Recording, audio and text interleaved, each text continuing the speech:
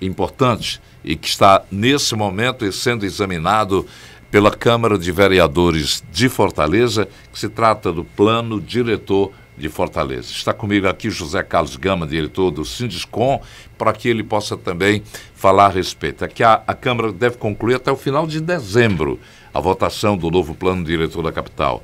Esse é o principal instrumento que orienta o crescimento, o desenvolvimento da cidade.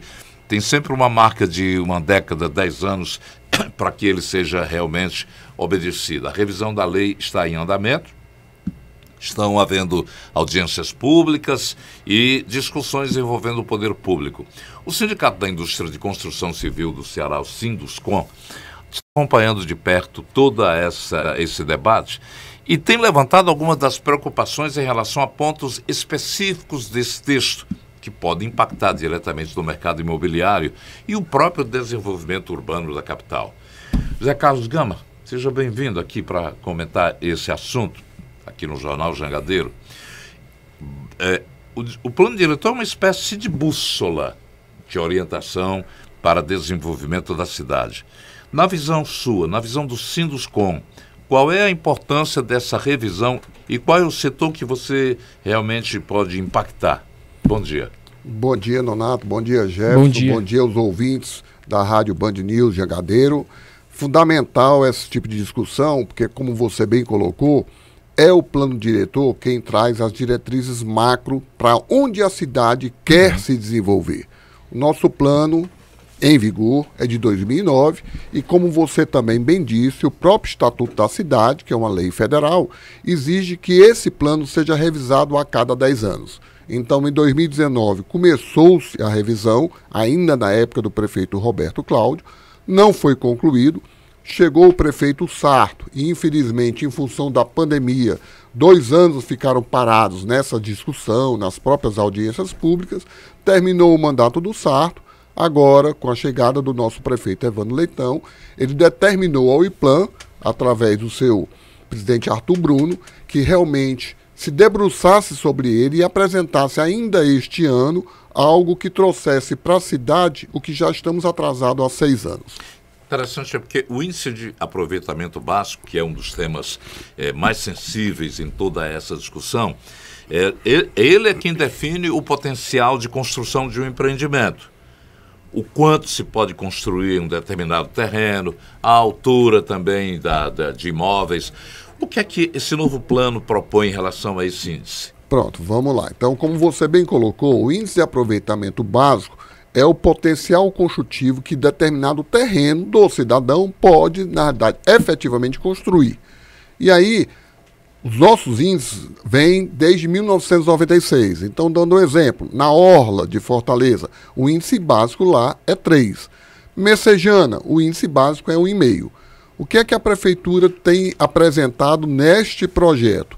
Tem feito uma redução do índice básico, porém permitindo, caso o cidadão queira construir no índice atual, pagando à prefeitura através do instrumento chamado outorga onerosa do direito de construir.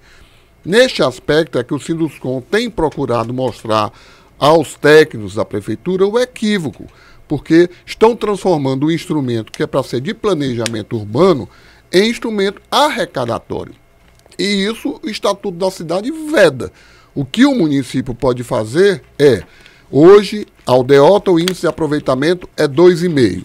Foi ampliado a infraestrutura através de recursos do município. E aí ele acha que atualmente há possibilidade de um adensamento maior. Esse índice máximo pode sair de 2,5 para 4 ou para 5. Neste caso, eu saindo do básico desde que se pague para o máximo, aí o pagamento é realmente devido. Mas então eu sair do básico para o máximo. Agora, reduzir o básico para cobrar do cidadão para voltar ao status quo original, que hoje ele já tem, e que está intrínseco ao direito de propriedade, já que aquele terreno pertence a ele já há anos, a gente acha que há um grande equívoco por parte da Prefeitura. E eu pergunto a você, qual é a posição do Sinduscon sobre esse ponto? Há risco de que esse novo modelo limite também um crescimento, encareça também o custo do empreendimento que se for montado, é isso? Perfeito, porque o que é que acontece? Efetivamente, e aí é importante, Donato, que a gente defina que o Sinduscon não está defendendo só os interesses do mercado imobiliário. O próprio cidadão que mora em Messejana, Parque Santa Lúcia e etc., que vai ter o seu índice reduzido, vai de novo a cidade real se distanciar da cidade legal. Porque este munícipe casa um filho, o que é que ele faz? Ele vai construir um andar acima da casa onde mora para abrigar a nova família do filho. Se o índice não permitir, ele vai fazer de que forma? De forma ilegal. E nós sabemos que a Prefeitura não tem estrutura de fiscalização suficiente para coibir construções fora da legislação. Então, o que a gente tem chamado a atenção da Prefeitura é exatamente isso. Nós queremos que a cidade legal se aproxime da cidade real. E esta proposta apresentada no plano vem de encontro a essa posição. Você falou os exemplos da Beira-Mar, exemplo lá de Messejana, e eu pergunto a você, há outros pontos em Fortaleza que está havendo necessidade também de uma reformulação maior? E até que ponto você do Sinduscon está sendo convidado a participar do debate, das discussões? Pronto, o Sinduscon tem participado, como eu falei, dos debates desde 2019. Agora, na época do prefeito Evandro Leitão, participamos de todas as audiências públicas, tivemos abertura para várias reuniões do Sinduscon e da Associação Brasileira dos Escritórios de Arquitetura junto ao IPLAN, para a gente, na realidade, trocar esse tipo de ideia. Levamos essas ideias das emendas na Conferência das Cidades, que aconteceu do dia 24 a 26, mas, infelizmente, como nós não contamos com o apoio dos delegados da Prefeitura, nós não conseguimos aprovar. E aí não foi levado para plenário. Então, nos resta agora a posição dos vereadores, né? E isso é importante, porque no processo democrático, né, existe a independência dos poderes, o Executivo apresentou, agora cabe aos vereadores, que são os representantes do povo, analisar, apresentar emendas para otimizar e aperfeiçoar este plano. Eu vou querer que você fique aqui um minutinho mais com a gente para explicar também sobre o prazo de vigência, o estudo do impacto de vizinhança, que é muito interessante. E peço a você que é nosso internauta, nosso ouvinte, tem alguma pergunta a fazer? 981-543814. O nosso convidado vai permanecer aqui ainda um pouquinho. José Carlos Gama.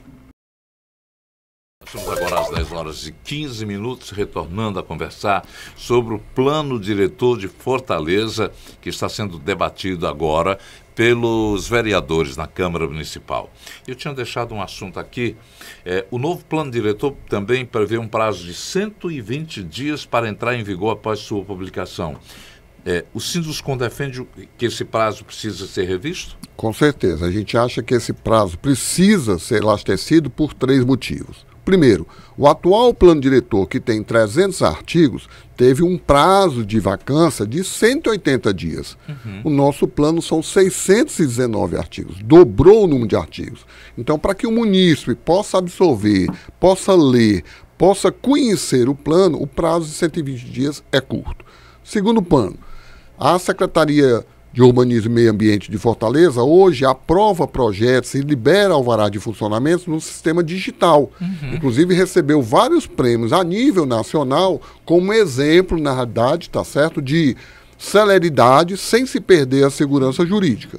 Esse prazo de 120 dias é muito curto para que a SEUMA adeque o projeto de informática dele aos novos parâmetros do plano diretor.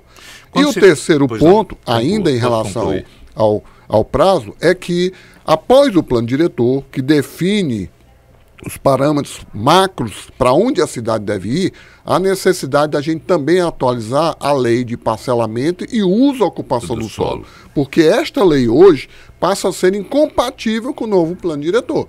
E 120 dias é um prazo exíguo para que a Prefeitura desenvolva essa nova luz, encaminhe a Câmara Municipal, porque é uma lei, e seja aprovado, inclusive, pelos vereadores. Então, razão pela qual nós estamos pleiteando que o prazo, pelo menos, seja de 180 dias. O estudo do impacto de vizinhança, que é um outro ponto de atenção também, o que é que muda em relação ao plano atual? Pronto. O estudo de impacto de vizinhança, também previsto no Estatuto da Cidade, que é uma lei federal de 2001, deve ser exigido dos empreendimentos chamados projetos especiais, que são aqueles que vão gerar, na verdade, algum impacto grande para a cidade e, consequentemente, para a vizinhança. Exemplo, a instalação de um shopping center, a instalação de uma universidade, a instalação do empreendimento habitacional acima de 300 unidades, acima de 25 mil metros quadrados.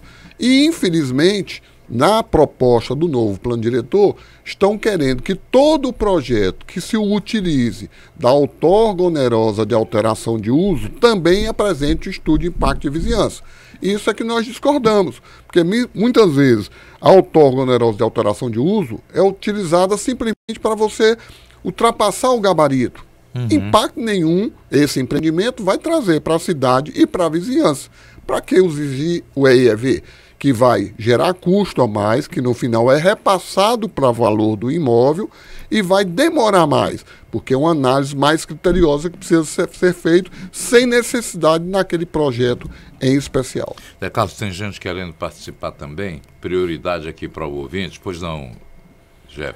Leonardo, a gente tem aqui perguntas que os nossos ouvintes querem saber. Como é que isso vai impactar diretamente na compra de pessoas, né, que querem adquirir seus imóveis, fazem investimentos? Eles querem saber aqui como é que isso vai impactar de fato assim, no setor e na realização, né, por exemplo, do seu sonho da casa própria, dos seus investimentos. Excelente pergunta, porque, como nós sabemos, o terreno é o primeiro insumo do valor da habitação, da casa e do apartamento. No momento em que a prefeitura passa a exigir a cobrança da outorga onerosa para que eu possa construir no índice básico, esse valor que hoje não existe vai ser jogado no preço do imóvel, que vai ser encarecido e, consequentemente, menos famílias vão realizar o sonho da casa própria. Perfeito. A gente sabe que a discussão deve ir até dezembro, final de dezembro. Ainda há espaço para um diálogo, para um consenso que leve em conta todos esses pontos que você ressaltou? Sim, Nonato. Nós ainda continuamos com um diálogo permanente com o próprio Poder Executivo. Ontem mesmo, na verdade, o nosso presidente Patriolino, com parte da sua diretoria, foi recebido pelo secretário de governo do prefeito Evandro Leitão, juntamente com a equipe técnica, para que a gente mostrasse esses números, sensibilizá-lo, para quê? Para que ele também, conversando com os vereadores da situação, o próprio presidente Léo Couto, o presidente da comissão do plano diretor, que é o Benigno Júnior, possa sensibilizá-los e que eles apresentem essas emendas que, de novo, não são em benefício do mercado imobiliário, mas em benefício e em prol do desenvolvimento da nossa cidade. Zé Carlos Gama, muito obrigado por você tecer esses comentários aqui tão importantes, já que está se discutindo na Câmara. A população, através do Sinduscom, também tem esse olhar atento para esses pontos ressaltados por você. Perfeito, Donato, perfeito, Jefferson. E o que eu quero dizer é exatamente isso. Esse é o pensamento do Sinduscom. Não existe mais espaço para cabo de guerra, nós contra eles. Todos nós precisamos pensar no melhor da cidade e é isso que o Sinduscom fez com todos os associados que, de forma abnegada, participaram efetivamente da discussão do plano diretor. A gente agradece a sua vinda aqui. Eu que agradeço e fico à disposição. Obrigado. Agora são 10h21. A gente vai falar agora, né, sobre, inclusive a gente trouxe no início do jornal, a gente está fazendo enquete aqui sobre o